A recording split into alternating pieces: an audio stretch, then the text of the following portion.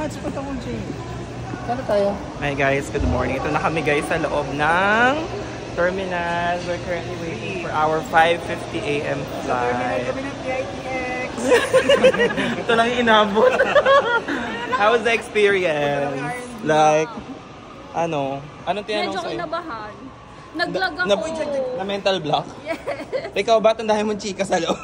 Si Akla, dinadala ko ng dinadala. Pati yung Ba't ito anniversary nagtaray mo? daw to eh? Ano na naman ang... Yun, friend ko. Gusto kong sagutin no choice.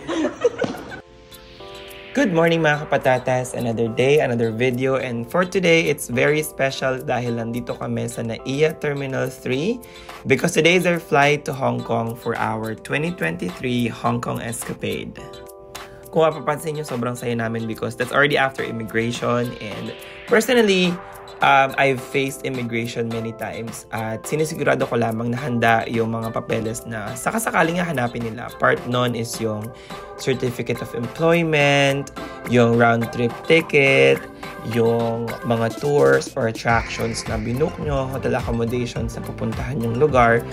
So that when the immigration officer looks for those things, madali mo na agad siyang mapapakita in print. And ayan nga, I don't know if it's just me, pero kapag nakikita ko talaga yung aisle or yung series ng chairs dito sa loob ng plane, ibang relaxation yung binibigay niya talaga sa akin. Kaya naman sobrang relaxing nung aming flight papuntang Hong Kong. And sobrang swerte din because if you can see, we have so much space for legroom. At after nga 2 hours and a couple of minutes, we officially landed dito sa Hong Kong International Airport.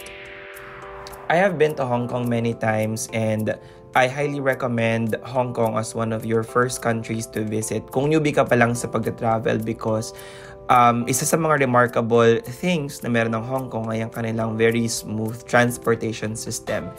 Hindi ka maliligaw because their signages, the stations are very easy to remember, very easy to locate. May mga legends din na pwede mong i-check and that way hindi ka mahihirapang hanapin yung pupuntahan mong attraction. And even pagbaba mo nga ng Hong Kong International Airport, the signages will route you to board this train that will route you to the immigration offices and eventually of course to the mainland Hong Kong City.